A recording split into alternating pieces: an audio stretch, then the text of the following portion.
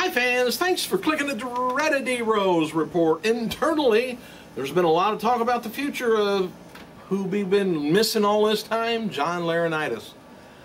I don't know, the feeling is amongst some that he's gone for good and will not be back, and not even on TV as the character in storylines. So, I don't know whether he did something maybe he shouldn't have, stepped over a line, not sure. Hey, several people are worried about Vince McMahon. He returned to the offices this week after he was visiting the troops, over the weekend and missed Raw. People are afraid heads are going to roll because of the low ratings that Raw got. Since Vince is going to blame someone else because he wasn't there. I'm back. He's back. Anyway, tonight's episode of TNA Impact Wrestling. I changed the channel on you. Anyway, tonight's Impact Wrestling, Rob Van Dam, he's going to be defending his X Division title. And Mickie James taking on Gail Kim, and Wes Briscoe's Gut Check, updating more. And TNA is also going to be revealing the location for Lockdown 2013 tonight on the show. And former Ring of Honor star Kenny King, he's teasing he's going to be at tonight's Impact Wrestling too. Not sure if that's part of the Gut Check or what, but we'll find out, huh? PWI Insider reports that TNA has quietly re-signed, and glad of it too, Velvet Sky. And this is why seemingly she kind of disappeared from the indie circuit, or there wasn't anybody asking for her, I don't know. But anyway, this is something Dixie Carter had done herself.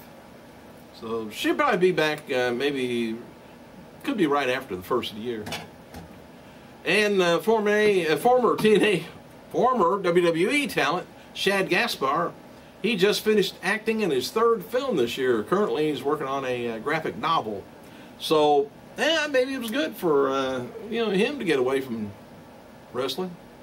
Not too many people get away from wrestling and end up making a lot of movies, like The Rock. He can't stand not having a movie going in his pocket. Boy. And as of this week, it appears Undertaker is going to be working WrestleMania 29. And with potential opponents limited to strong heels that can get a great match out of him, the current front runner is Punk. Don't know how good they're going to have to build up something to him and Punk. And WWE Raw on January 14th next year from Houston, Texas is going to be the 20th anniversary episode of the show. WWE is expected to hype the historic night, but not be loaded down with flashbacks as Raw 1000 was this past summer.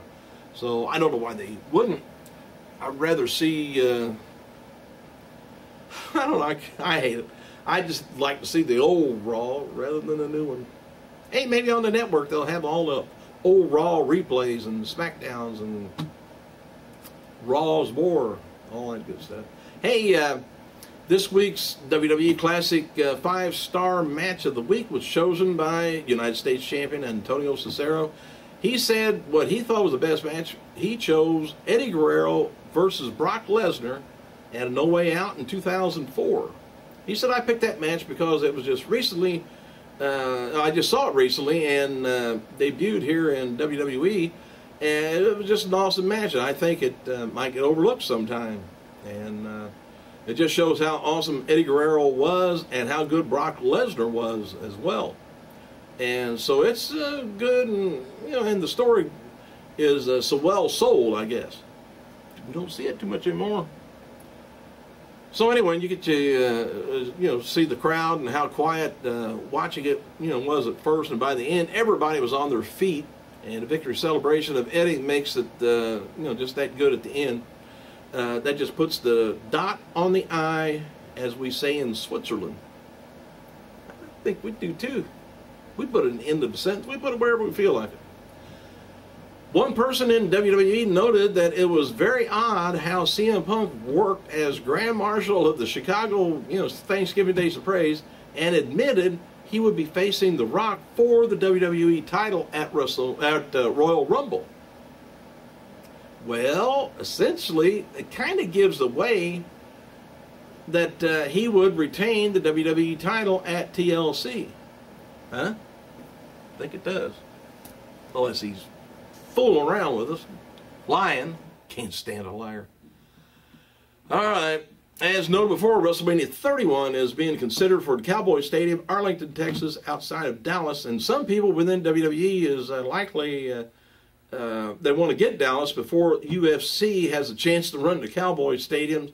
But most likely UFC will beat them to the punch.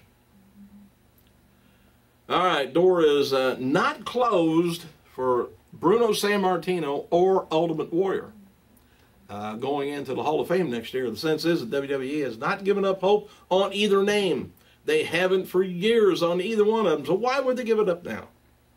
Belief is internally that a deal could be made with Sammartino, but feelings from people close to him is when all is said and done, he will not participate. Well, they can still induct him. Maybe he don't want to participate. Warrior is still being considered for inductions, but there are trust issues in the sense that they don't want to make a deal and announce it because Warrior has pulled stunts before for money and something like that. And the concern is WWE would end up announcing it and he'd pull out. Apparently, the same theme for next year's class is the stars would have special moments at not WrestleMania, but Madison Square Garden, which is why they wanted Owen Hart inducted. And the problem is inducting Owen Hart that the widow, Martha Hart, wants nothing to do with WWE and doesn't want WWE using Owen's name at all. Owen is considered to be on a very short list of people to be nominated. And I think that's awful of his wife to do that. And I believe he would think the same thing. Noted before, top indie star Pac was using the name Adrian Neville in WWE developmental. And apparently his new name is based off former Manchester star Gary Neville, who is now a soccer analyst and coach of the British national team. There's no internal return date yet. I don't know why they got it stated that way for Lillian Garcia. She's still recovering at home after being struck by a car in Los Angeles several weeks ago, and that was kind of a bad one, I guess. And there is no good being struck by a car. My fault. I shouldn't have even said that. And anyway, the reason for Raw Interactive Twitter poll with Daniel Bryan and Kane was featured on Monday's Raw after not being featured for several weeks was because Vince was not there. Triple H is in charge of the week and said that he kind of likes Twitter. Vince hates Twitter, and while he realizes that it's part of WWE's social network efforts, he believes it's a tool for his talent to say some really stupid things in public. And it does. That happens. November 21st, episode of WWE Main Event with Dolph Ziggler and The Miz did a 0.7 with about 1.2 million viewers. And this is in line with Ion's primetime weekly average of 0.8 average, about a little bit less than, a little bit more than 1 million viewers. And WWE employees continue to work on the network. No word yet, even internally, but of a planned launch date. Before now, WWE officials at least had an internal time frame, but not anymore. But it's still there. It's waiting. When Raw was in Lafayette, Louisiana this past Saturday, there was a band mention the name of the city because apparently it's not a big enough city. So they weren't talking about Lafayette, Louisiana. It's Louisiana, I guess. There were no graphics for the cities. The announcers were told not to mention the city by name. And apparently John Cena didn't get the memo, and he mentioned Lafayette by name and came out to cut his ring promo. Isn't that awful? Anyway, TMZ reports that former Tough Enough winner Maven Huffman, remember Maven, has recently had his trophy from the show auctioned off on eBay, and a wrestling fan won the trophy for $600 after it was put up for auction and was found in Maven's unpaid storage unit in Virginia. Maven told TMZ he's bummed out about the situation but hopes the new owner cherishes it as much as he did by shoving it in a locker and leaving it there and then not paying the bill. I said that, but that's what happened. And we noted before, old JBL show debuted on WWE website, and JBL revealed that it will debut on Friday afternoon, and the first episode is going to be featuring Michael Cole, AJ Lee, and John Cena together again. All right, another net company spoke to Vince McMahon, Eve Torres, and The Miz about their recent trip to USS John Sensa. And Vince had the following to say about WWE switching it up this year and visiting a carrier, my fault. Said, we've been to Iraq, Iran, Afghanistan so many times. I want to do something a little bit different this year. And it was awesome. You had The Miz there. It had to be awesome. WWE superstar The Miz also will be at the Grove in Los Angeles today to film an episode of Extra with Maria Menounos. And MTV Camera is going to be filming at December 6th Pro Wrestling Syndicate Bombshell Ladies of Wrestling event in New Jersey, and the December 6th PWS event in Sportsplex in Rahway.